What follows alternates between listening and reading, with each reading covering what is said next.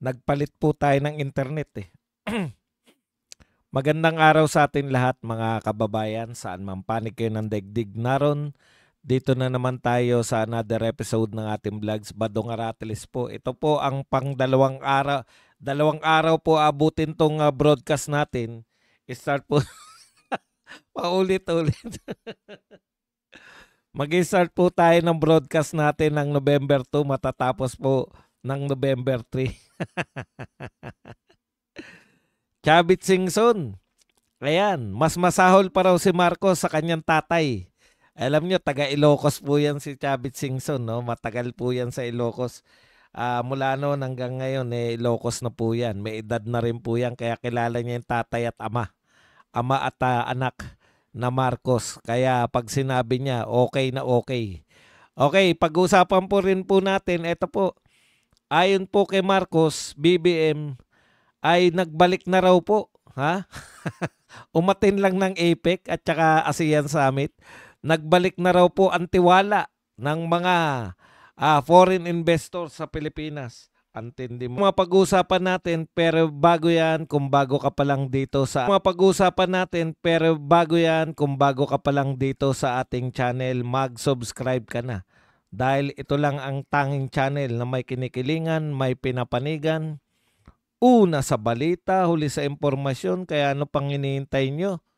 Pindot na, okay.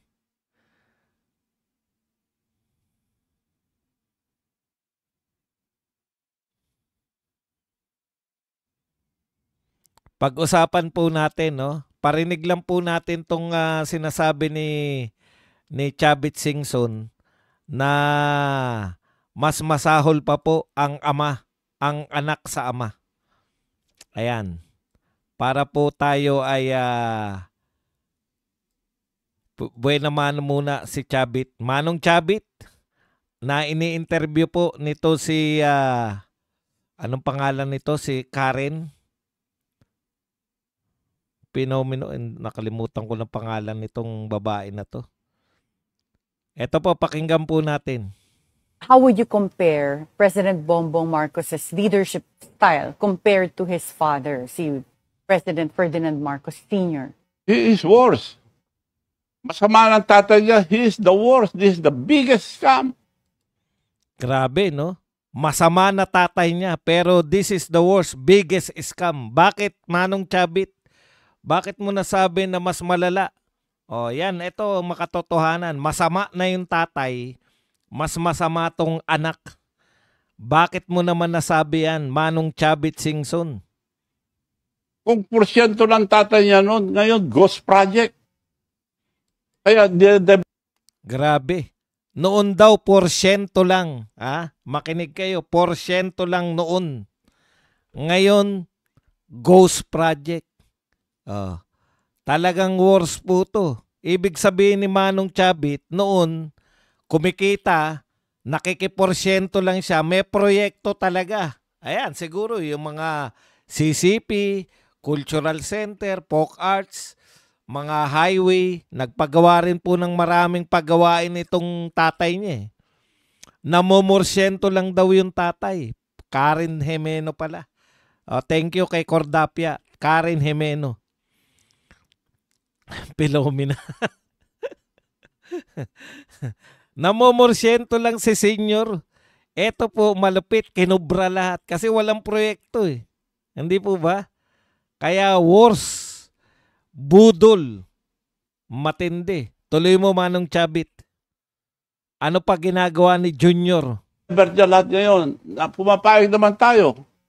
So, ating mga kababayan lahat ngayon, pumapayag naman. Kaya lahat ngayon, pumapayag naman tayo. Dinadivert niya. Dinadivert niya pa usapan ngayon. Pumapayag naman daw tayo. Yan yung pinakamasakit eh. Ating mga kababayan, magising po tayo. Huwag tayong pabudol uli. Bine-blame niya lahat. Ihalaglag na kayo, mga congressman, mga congressman at senador, nilalaglag na kayo. Manong Chavit, meron pa bang ilalaglag na iba? Sino pa mga ilalaglag bukod sa congressman at senador?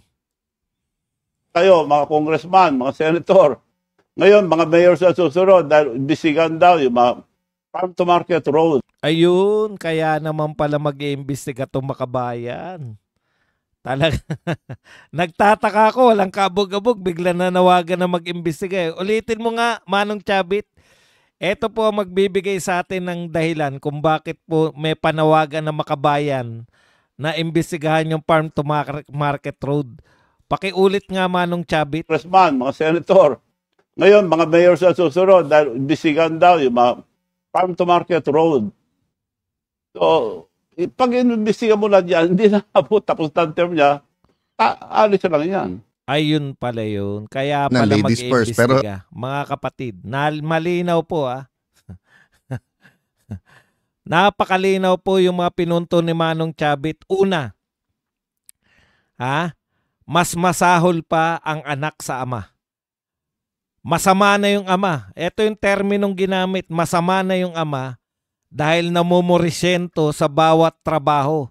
Kaya nga po meron mga napatayo yung ama eh. Yung pala, inutang din po yun. Marami, diyan tayo nalubog sa tatay. Nagsimula po lumubog ang Pilipinas sa utang sa tatay ni Marcos. Marami naman napagawa kasi nga namumurisyento. Mula kay Chavit Singson yan, hindi po natin yan chinachambahan, no? Namumorsyento yung ama.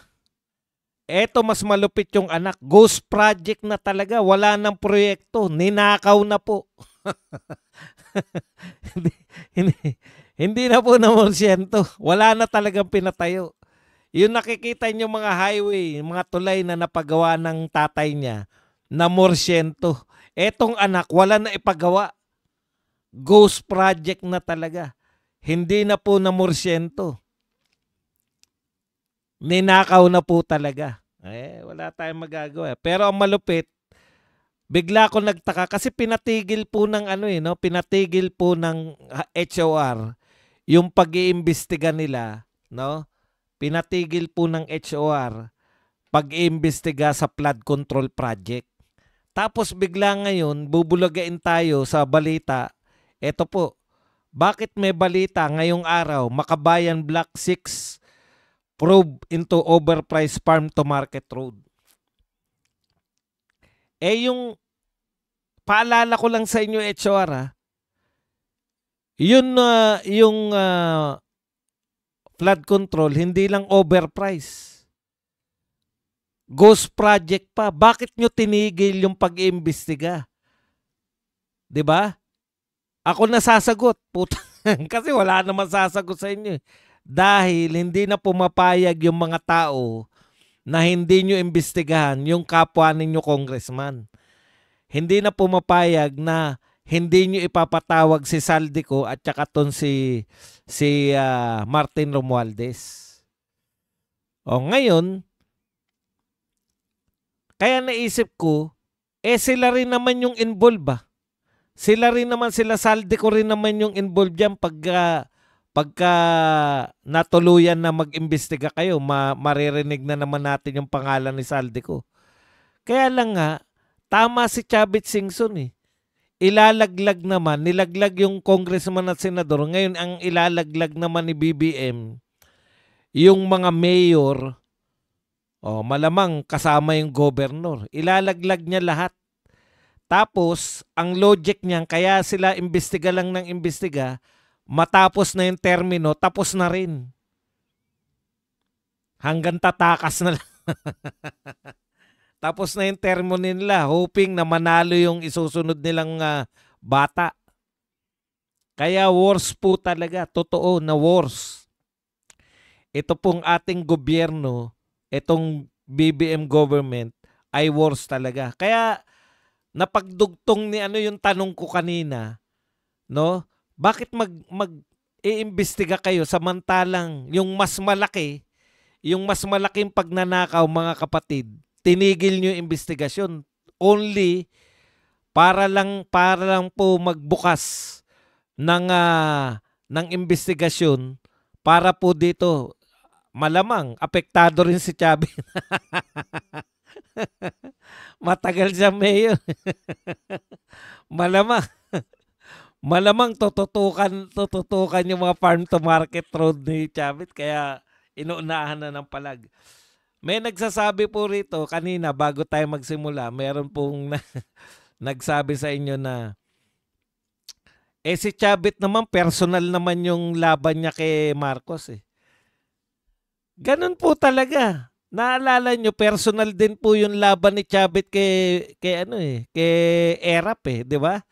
Personal po yun dahil kung natatandaan ko, contest yan ng kung sino yung hahawak sa wedding eh.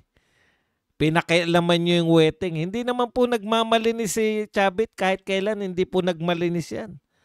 Oh, kung sasabihin nyo po na personal, tama naman, personal yan. Paano ba problema dun? Kung personal ang away, bawal. Yun na nga yun eh. Kung masyadong personal yung away, di naglalabasan sila ng baho.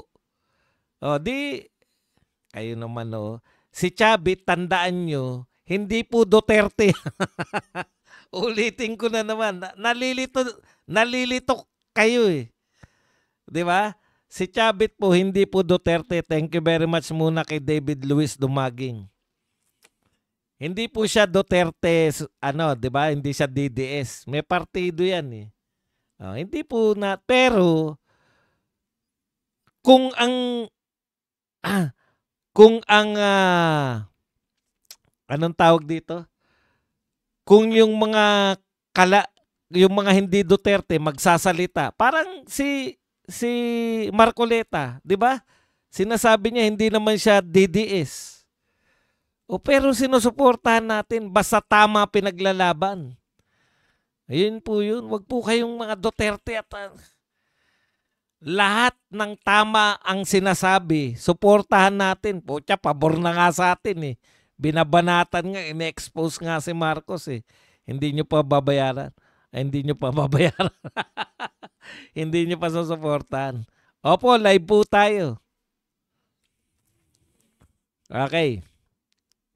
Ano po ba itong hinahataw naman itong mga to ng mga Makabayan Black? Lawmakers from Makabayan Black urge the House of Representatives to investigate the systematic corruption and overpricing of farm-to-market roads, a joint initiative of the DA, Department of Agriculture, and DPWH.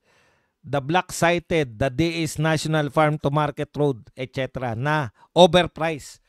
Wala po tayong problema dyan eh. No? Natutuwa po tayo na nag-o-open sila ng investigasyon. Alam niyo po, totoo naman.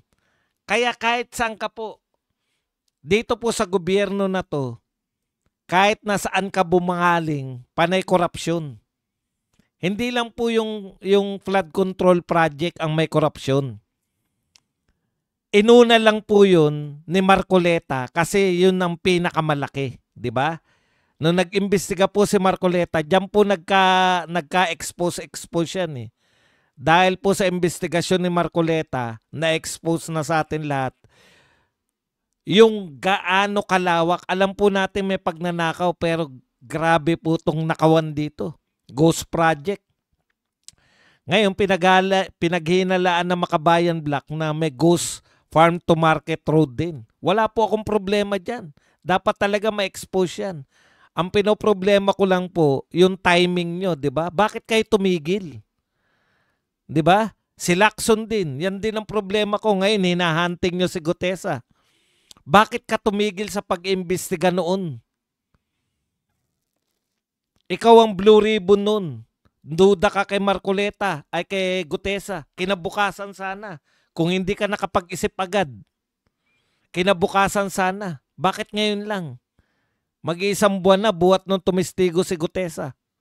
Ngayon nyo lang ine-expose. Nabigla kayo, hindi nyo alam ang gagawin. Gumawa pa kayo ng... Hindi po katwiran yan eh. Huwag kayong tumigil sa kaimbestiga. Call kami dyan. Dahil lahat po ng ahensya ng Imaginein nyo po kung gaano kalawak tong kung gaano kalawak tong anomalya ng gobyerno, yung korupsyon sa gobyerno. Wala pa po tayo sa mga ayuda. Alam niyo yung mga ayuda na yan, naku, sangkatutak pa rin yan. Hindi ako naniniwala na ipamigay yan. Basta dumaan dyan sa mga mag-aamo. Basta yung pera dumaan dyan. Nakita nyo si Martin, yung mukha ni Martin. Duda rin tayo dyan. Kaya,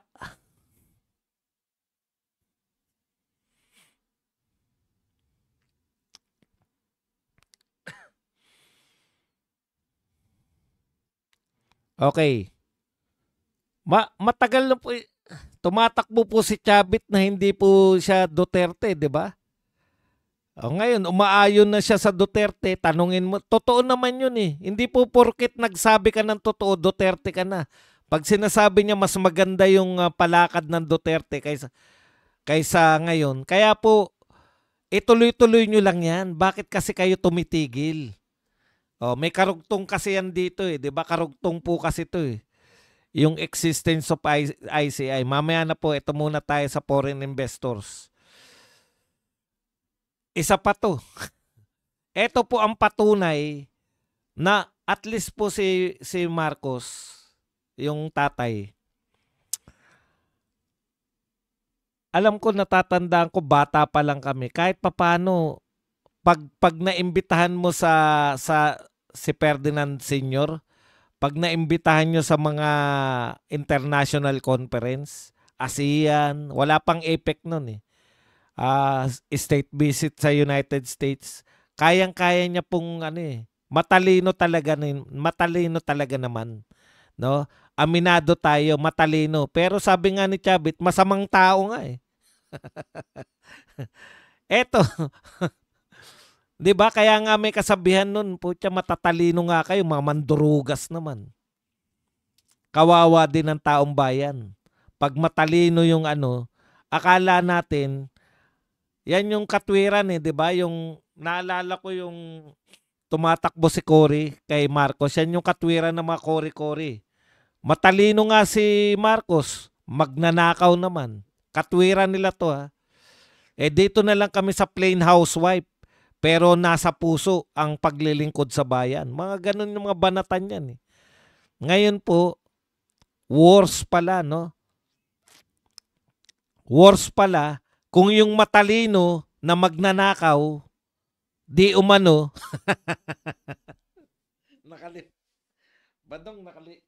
nakalimutan mo Badong yung di umano? Yung tatay nito, ni Marcos Jr., aminado ang lahat ng tao na matalino. Pero, ayon nga kay Chavit, magnanakaw. Namomorsyento eh. Masamang tao dahil namomorsyento. Yun na lang, namomorsyento na lang. O magnanakaw. Akala natin mga kapatid, worse yung matalino na magnanakaw. Mas worse pala yung hindi matalino na magnanakaw. Alam niyo yun? Kasi alam na natin na may nakawan, alam na natin na yun pala yung mas worse. Kasi at least yung matalino, kaya niyang itago. Nakakapagtago siya ng pagnanakaw. 'Di ba? Kailan lang ba natin natuklasan na marami palang kayamanan na naisubi yung Marcos Sr., 'di ba? Nung wala na sila. Ibig sabihin,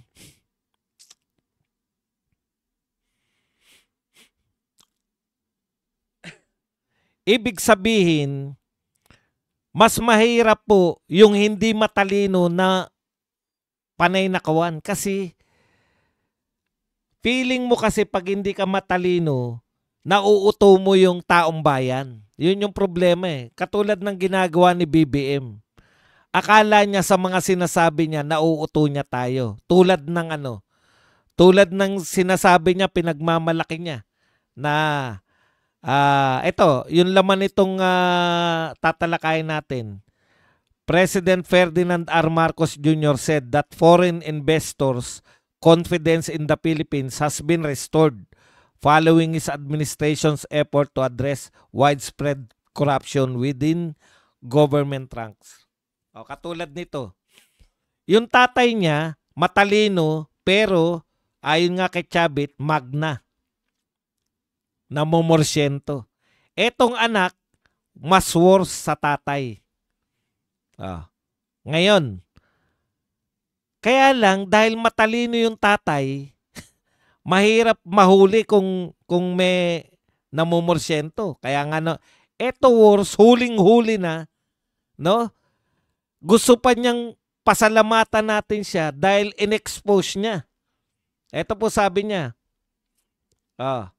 well, if we had not exposed it, then they would be saying that there's a problem.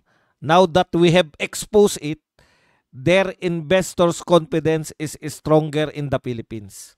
Okay, dito muna tayo sa argumento ni BBM. Dahil daw sa ginawa niya na in-expose niya yung mga korupsyon sa Pilipinas, kaya nagbabalik yung tiwala ng mga investor. Nakita niyo po, yung tatay niya hindi ipinagmamalaki na may nakawan. Kasi alam ng tatay niya, anumang nakawan sa gobyerno, babalik yan sa Pangulo ng Pilipinas. 'Di ba? Wala naman pong pronouncement na may, mga oposisyon po ang nagsasabi na malawak ang nakawan nung panahon ni Marcos. Pero never kang aamin, yung tatay niya, never naman sinabi na may corruption eh. Yung oposisyon na nagsasabi, dito baliktad eh. Yung oposisyon, hindi pala. Yung nagkukunwaring oposisyon ng mga Dilawan, Makabayan Black, Kakamping, umaayon sa Pangulo eh. Yung Pangulo nag-e-expose ng korupsyon sa gobyerno. Ano po nakakatawa doon? Nakakatawa kasi gobyerno niya yung ine-expose niya eh.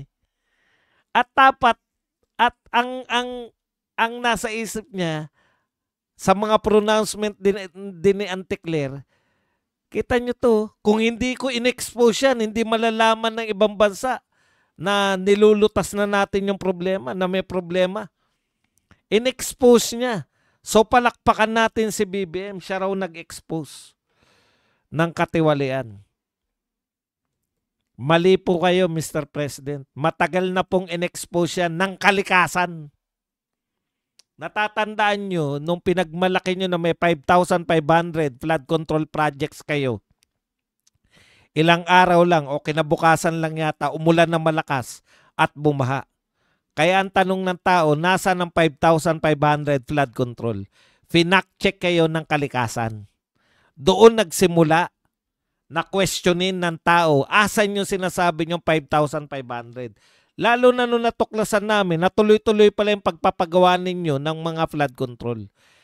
Ito po ang mahirap eh, no? Sa matalinong tao, itinatago niya pa yung kapalpakan. Kapalpakan po ng gobyerno kung malawak po ang korupsyon. Baliktad yung iniisip nyo, Mr. President, na bayani kayo kung i-expose ninyo yung korupsyon.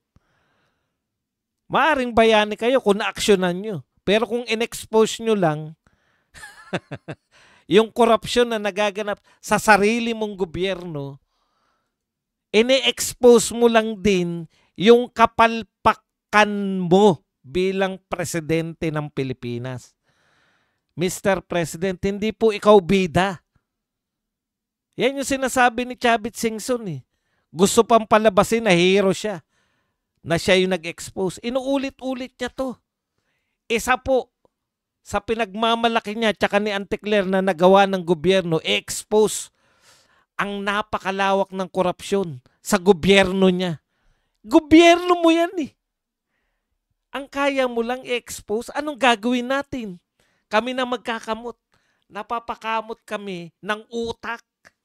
Utak na yung kinakamot namin kasi hindi na namin maintindihan paano nagagawa ng isang presidente na ipagmalaki na ang ginawa niya ay in-expose niya ang malawak na korupsyon sa kanyang gobyerno. Ikaw yung ini-expose mo. Tapos magpapasalamat pa kami sa'yo. Tapos ang iniisip niya pa ngayon, ano pong patunay na nagbalik na yung ano? Wala pong patunay. Patunaw. Wala pong patunay na nagbalik na yung investor. Mr. President, bago mo i-conclude na nagbalik na yung investor, yan ang problema sa kakakausap nyo sa multo. Total, Halloween pa rin naman. Kausap kayo ng kausap sa mga multo. Kaya parang lutang na po tayo, Mr. President. Nagdeklara kayo na bumalik na yung confidence. Nakalinya na po ba yung Tesla, Microsoft, Google, Apple?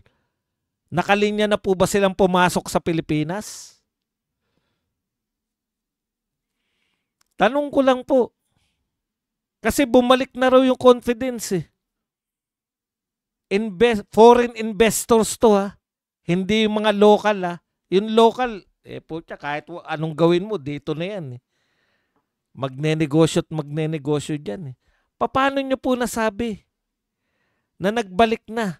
Sinong investor natin yung bagong pasok buwat nung kayo ay nagdeklara na malawak ang korupsyon sa gobyerno mo? Ngayon lang po ako nakakita.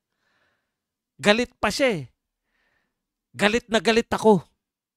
Galit na galit kayo. Kanino? Kayo yung pinuno ng gobyernong malawak ang korupsyon. Tatawanan mo na lang eh. Di mo ba? Tatawanan mo na lang kung anong logic meron eh. Yung matalinong tao hanggat maaari, palalabasin niya na walang korupsyon. Eto, expose. Grabe ang korupsyon na yan. Magalit tayo. Sino hindi magagalit? Nagdurog ako ng bato. Hindi ko maintindihan. Talaga po, hindi ko talaga maintindihan. Bakit proud na proud pa siya na in-expose niya yung siya raw ang nag-expose. Hindi po ikaw ang nag-expose. Kalikasan. Binabaha po kami araw-araw. Kalikasan na nag-expose na malala ang problema natin sa baha. At hindi nakakatulong ang flood control project. Ngayon, nung nag-imbestiga na si Marcoleta, totoo naman eh. Huwag tayong magkunwari. Kay Marcoleta naman yan eh. Ang ginagawa ni BBM, magsasalita lang yan sa SONA, katulad ng mga naunang SONA. Wala naman pong yung mga nauna niyang SONA na pagtaas ng presyo ng bilhin, meron bang malawakang napakulong na mga smuggler? Meron bang malawakan na napakulong na mga hoarder? Nang huli nga sila, bigas lang eh. Hindi nyo alam kung sino may-ari nun? Tip ko lang po. Hindi po yan droga na lumalangoy yung imbakan ng bigas o bodega ng bigas. Hindi po yan droga na lumalangoy at nakukuha. Okay pa yung kapanipaniwala pa eh. Nakuha namin itong mga droga na lumulutang-lutang sa dagat. Pwedeng wala talagang tao yun.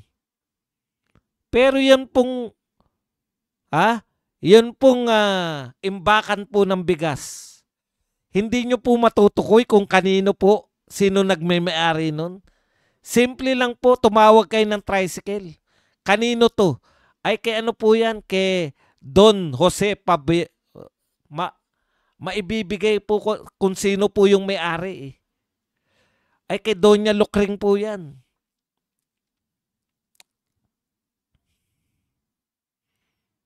Sinabi mo rin yan eh. Kaya po, ang purpose niya ng pagsasalita, persona purposes lang. Para makadinig ng palakpak. Gusto niya lang makarinig ng palakpakan, kaya niya sinabi. Alam niyo po kung sino yung unang mga pumalakpak? Yung mga involved sa flood control project para hindi sila mahalata. Yung mga proponent, ano nga po sabi ni Bryce Hernandez? Lahat ng proponent binigyan namin. Lahat ng proponent may porsyento. Kaya pag may nag-proponent, ibig sabihin, pag meron pong nag-insert, kayo yung nag-insert. Kayo po yung proponent o kayo yung nag-amend. Gamitin na natin lahat ng terminong gusto nila. Proponent, ginagamit ng mga kontraktor para malaman kung sino ang bibigyan nila ng porsyento. Insertion, ginagamit yan ng mga naghahanap ng mga magnanakaw. Amendment, ang ginagamit ni Risa Hontiveros. Para kunwari wala siyang insertion. At kunwari wala siyang porsyento. Por Diyos porsyento. Sinabihan ka ni Cynthia Villar noong siya ay senador.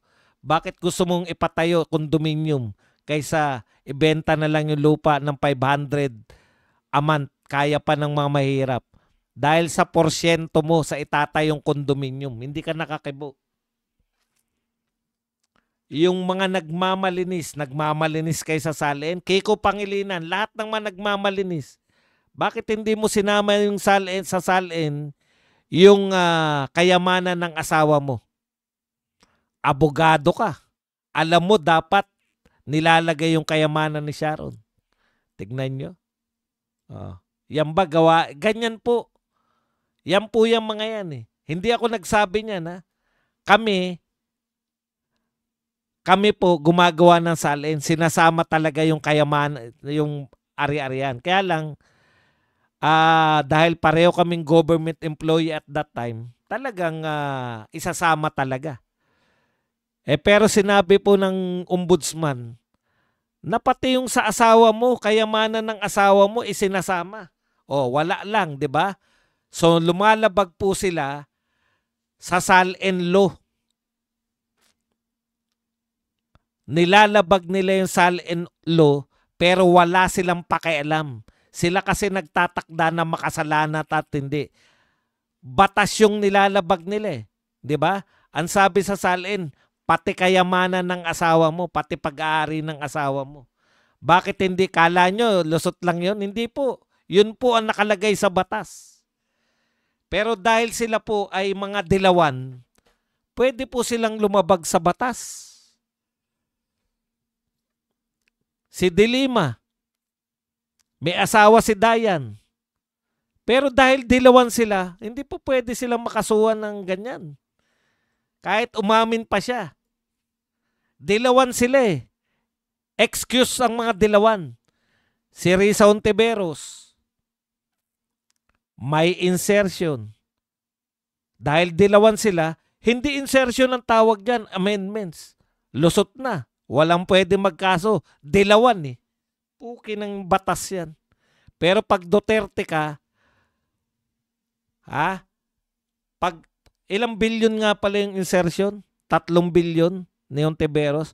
Pero kung Duterte ka, Duterte apelyido mo, tamang hinala lang.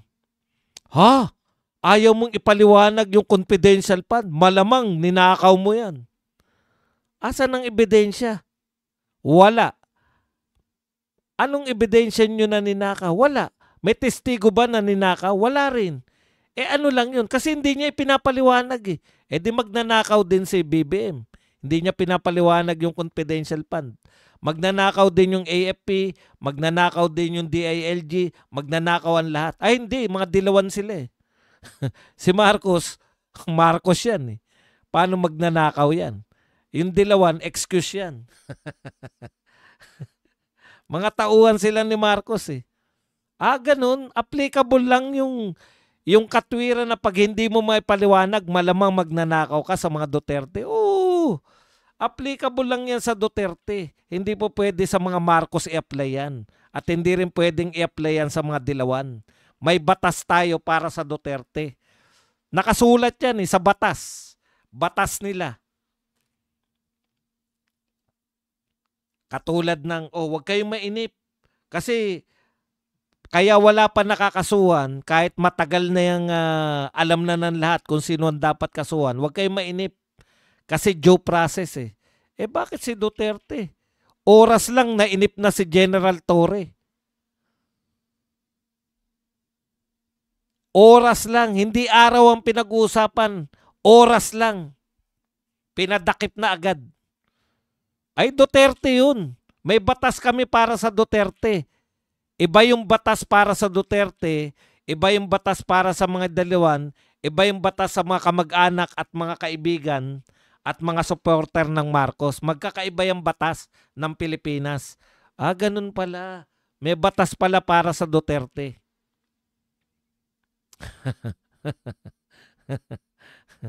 Pukin. Ang tagal nyo na si BP Sara na gustong ni isang testigo, wala nagsabi na ninakaw ni BP Sara yung 125 million. Samantalang ito, anong problema ni BP Sara? Ginastos daw ng 11 days. Yung diniliberan ng 1 billion ng isang araw. Ay, wala yan. Kamag-anak yata yan eh. Pag kamag-anak, hindi kaso yun. Pero pag Duterte ka, putya, kahit walang kaso, gagawang ka ng kaso.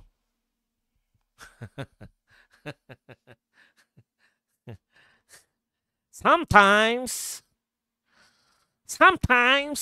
we have to bend the law. Is it right, Mr. Secretary? Yes, sir.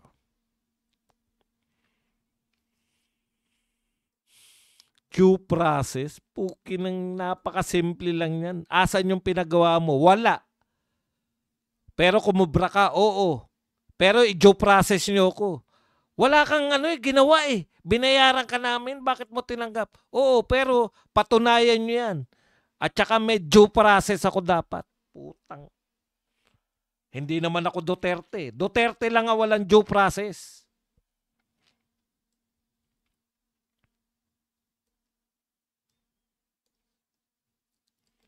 Okay. Kaya etong Makabayan Black, yan pala yan yung sinasabi ni Chavit Singson na ilalaglag naman ngayon yung mga mayor. Chavit, isa ka ba sa mga ilalaglag?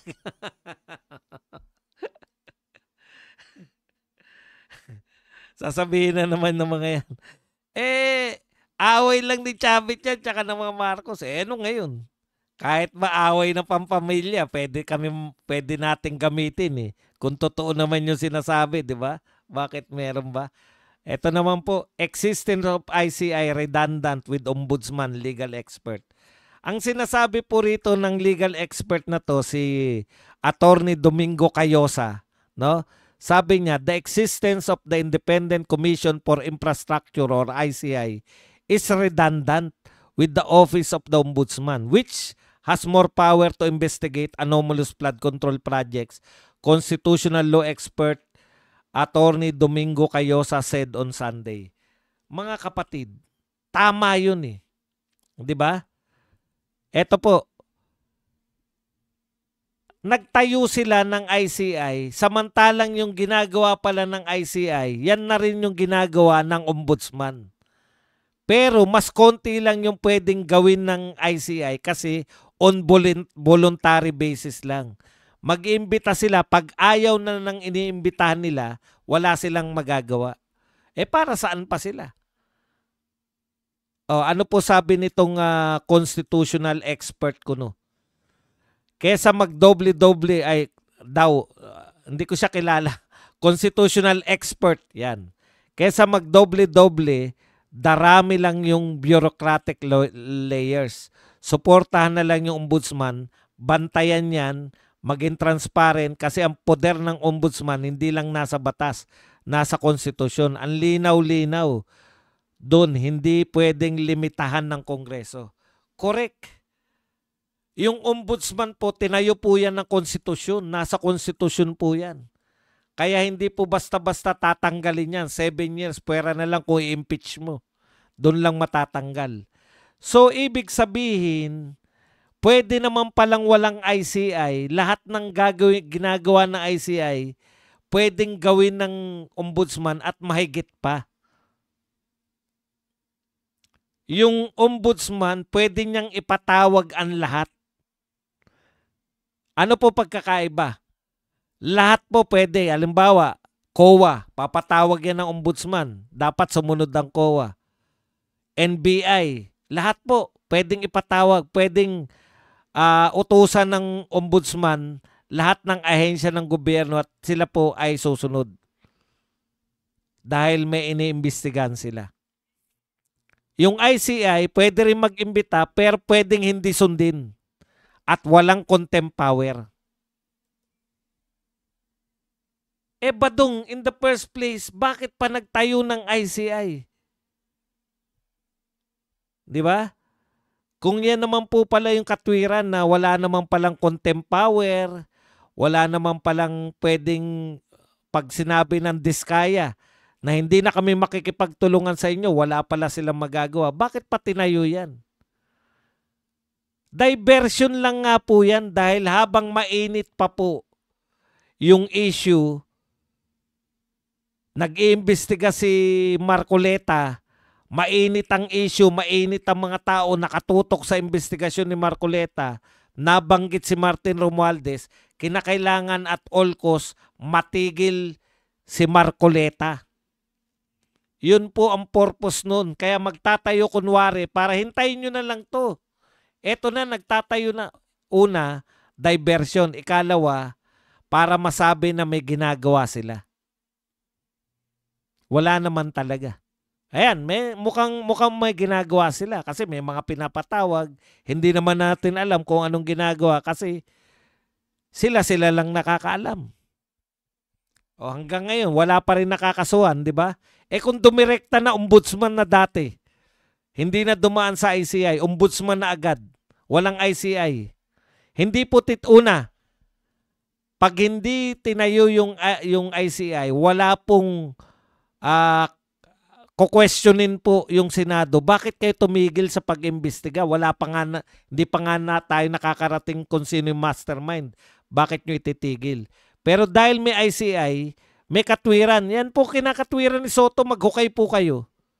Yan po yung kinakatwiran ni Tuta Soto na 2 hearing na lang kasi ICI, tututok na lang kami sa paggawa ng batas. Yan din ang kinakatwiran nila noon nung si Lacson. Ngayon napipilitan sila dahil tulak ng bayan to na mag-imbestiga pa kayo. Yun lang po yun. Yung ICI create para mapigilan na yung mga investigasyon. Kasi kahit doon sa HOR, kino-question na sila Sila rin doon Bakit hindi nyo ipatawag si Saldico, si Martin Romualdez? Kino-question na nila Erice.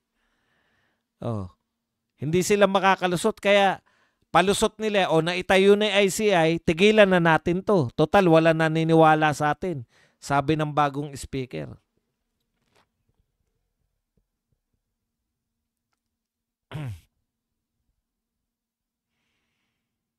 Yan yun. Yan po yung silbi niyan. Ngayon, wala na po yung silbi yan kasi feeling nila, tahimik na naman yung mga tao. Hindi po, tuloy-tuloy po to. May November 30 pa. Kita nyo yung kapalpakan ni BBM dyan sa November 30. Ang tingin niya sa nagrarally, hayaan lang niya nagrarally, mananawa din yan.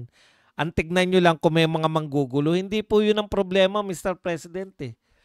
Sa rally po dapat ang tinitignan nyo, bakit may nagrarally pa?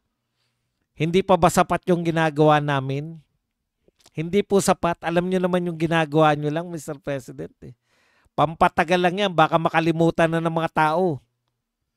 Katulad rin lang yan sa galit na galit kami sa mahal na presyo ng bigas, mahal na presyo ng sibuyas.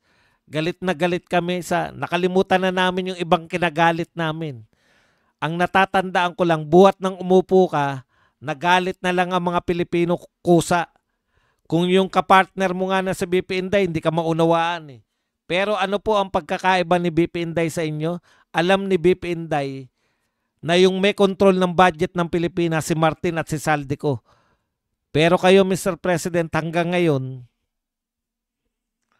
general pa rin na Walang kamakamag-anak, walang kahit na ikaw ay kapartido ko o sumusuporta ka sa akin, wala kaming palulusutin. Nakalusot na po lahat, Mr. President, pati nga mga eroplano, nakalusot na lahat eh. Nakalusot na bago pa mag-imbestiga, nawala na po yung mga congressman na malalaking